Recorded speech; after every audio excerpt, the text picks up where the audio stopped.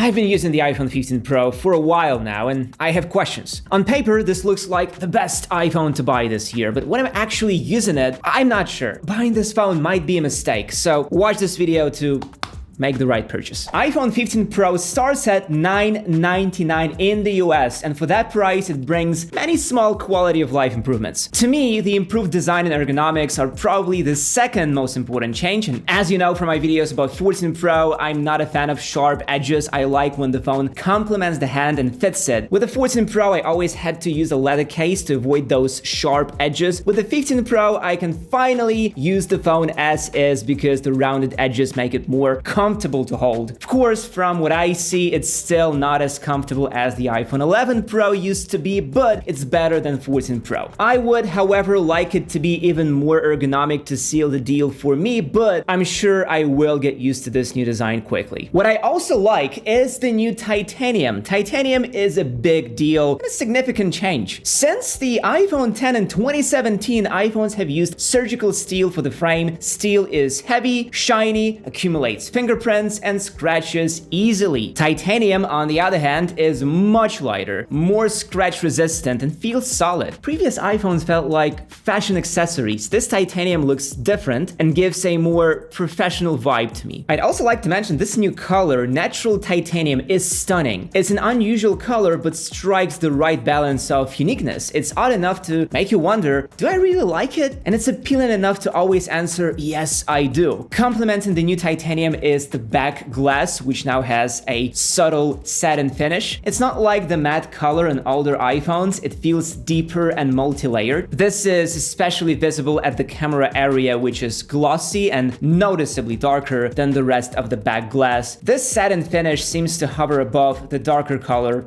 I like that. What I'm also noticing about this natural titanium color is how different this color can be in different lighting. In some cases, it leans more to light gray, and in some, more towards warm coffee-like tone. I'd say this color is definitely the one to look at. I also noticed a very peculiar thing. The glass looks as if it was under the titanium frame. It's a really interesting effect that might actually have a negative impact. You see, if we look at crash tests on YouTube, we'll see that the back glass is quite easy to crack. So to me, it seems like this choice to make the glass more rounded and possibly thinner near the frame made it more prone to cracks. It's just my guess, however. If I turn the phone around, you will see the second change that I was really excited about, the thin display bezels. The display size stayed exactly the same, 6.1 inches. Even the resolution is exactly the same as in the 14 Pro, but with these slimmer bezels, Apple managed to make the phone slightly smaller. And a smaller phone in this case means two things. One, it is more comfortable in hand, and two, that display looks even more impressive. Without changing the size, the display really feels bigger. It just physically takes up more space because the phone got smaller. Sadly, the dynamic island didn't get any size shrinkage. It is still the same exact size as the 14 Pro, and just as I predicted, it looks a bit off to me. It just doesn't click that such narrow bezels and a big cutout are parts of one phone. I think it would have been better if the dynamic island was a tad bit smaller, but Apple obviously decided to leave this change for the next year. I also hope that the durability of the glass, both the front and on the back, has improved because my iPhone 14 Pro got pretty scratched up, despite me being really gentle about it.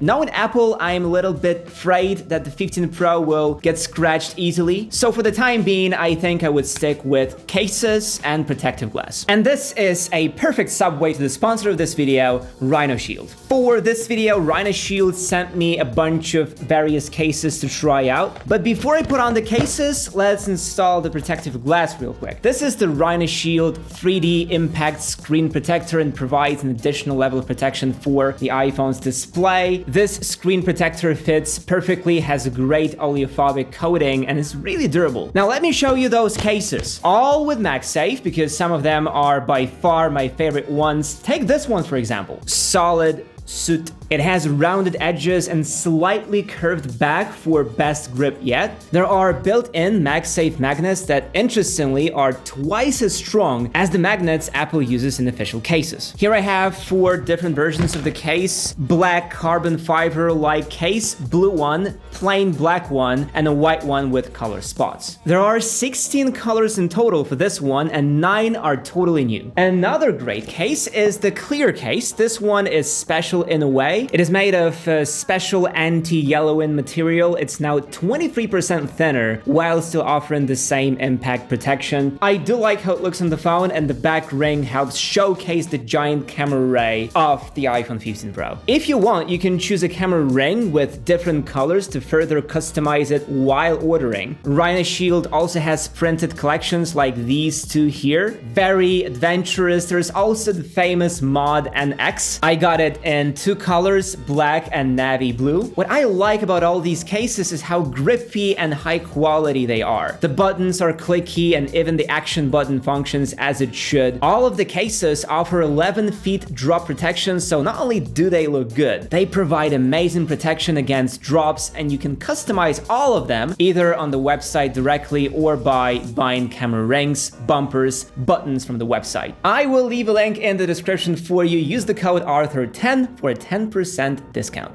And now let's get back to the video. Since I have already mentioned the action button, let's talk about that. When I first got the phone, the action button was set as a mute switch, but if I go to settings for the action button, I can change that to focus mode, camera, flashlight, voice memos, magnifier, shortcuts, or some accessibility stuff. I can even make it to launch shortcuts if needed. As of right now, I'm a bit lost in these features since I'm quite used to launching the camera from the lock screen, and it's the same story with the flashlight. Also, I rarely use voice memos, never use magnifier or accessibilities, but since I take a lot of videos and photos, setting up to launch the camera is surely the right choice for me. Initially, I thought that it wouldn't be that convenient to press and hold, but after a few minutes it started to grow on me, and now I'm a fan of it. Launching a camera and starting recording is now super fast, and I know that when a memorable moment comes, I won't miss it. I'm more sure, however, about the cameras. When I'm saying sure, I mean that I'm sure about the capabilities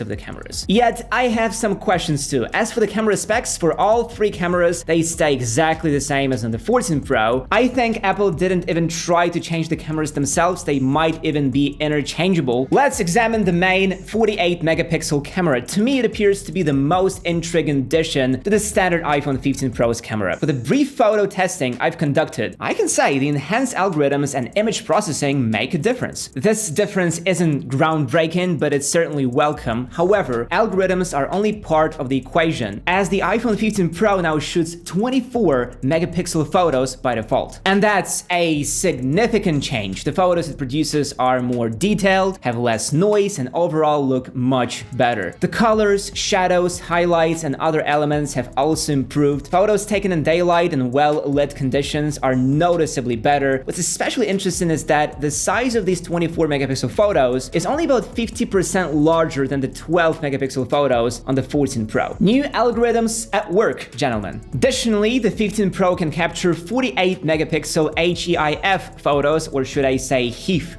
They pronounced HEIF. Users can now shoot in 48 megapixel HEIF. These aren't RAW photos, but their quality is comparable to Pro RAW photos. The main difference is that they offer slightly less editing headroom and are much smaller in size. What's most surprising is how Apple managed to extract even more from the same camera hardware while using less storage space. The cameras on iPhone 15 Pro now also capture depth information, all within that compact file size. This means I can forget about switching to portrait mode and simply take standard photos, because I know that I can always turn those photos into portraits in a few clicks. This is a super cool addition that I'm really happy to have. I think it's also worth mentioning that low light photos, low light performance has improved too. This is not the level of difference we had when the night mode was first introduced, but even when compared to photos taken on the 14 Pro, the photos from the 15 Pro have better colors, more details, less noise, and even slightly less flaring. The flaring issue is not gone by any means, but it is slightly better. As for the ultra-wide and zoom cameras, like I said, they are exactly the same as on the 14 Pro. For these cameras, there are no substantial improvements since the sensors are still 12 megapixels. Yes, the photos are a bit less noisy, have slightly better colors, and improved HDR processing, but if I put two photos side by side, you might not spot the difference between the 14 Pro and 15 Pro. The only case where you'll really see a difference is in low light. In these conditions, the ultra-wide and zoom cameras on the 15 Pro show less noise and more accurate colors. What's really changed noticeably is video capabilities, not the resolution or frame rate though. iPhone 15 Pro now lets you record videos in log and ACES. Log, like you may expect, is the one to go for in my case. It preserves a ton of details and allows for deep color grading. I'm sure all those presets from your favorite video makers will look great here. As for the quality of standard videos, the iPhone 15 Pro handles highlights better, has slightly improved HDR, and the faces in videos seem less flat. Another significant feature of the 15 Pro's camera is the ability to record videos directly to external drives. This is a fantastic addition that will surely benefit filmmakers. While it might not revolutionize my day-to-day usage, for testing purposes, it's a game changer. The reason why this is possible is because of the Type-C port. The port itself is great. We've had it on MacBooks for many years now. What is really interesting to me is how Apple decided to use it. During the event, Apple showed that the iPhone now can be used as a power bank to charge AirPods. And after some testing, I can confirm that it is true. The 15 Pro does charge everything that requires charging and plugs in via the Type-C port. For example, I can plug in the Type-C to Lightning cable and charge my iPhone 14 Pro. This is a really nice feature to have. Oh, and the Type-C cable in the box is now braided. It is much less prone to tangling and feels more robust. I'm not sure I like the white color though. To me, it feels a bit impractical. We all know how fabric absorbs all dirt and grime. I'm sure after a few weeks of using this cable, it will get dirty and gross. Another thing that I've noticed so far is that the performance difference isn't really that noticeable, at least in everyday tasks. I did not have enough time to install heavy apps or games, but on the level of system and most common apps, I see absolutely no difference between 15 Pro and 14 Pro. Apps launch super fast in both, all animations are extremely fluid, but I'm already preparing the more in-depth testing, so stay tuned for that. Oh, and I almost forgot, the battery life. From those days that I'm using it, I can clearly say that the battery life is exactly the same as it was in the 14 Pro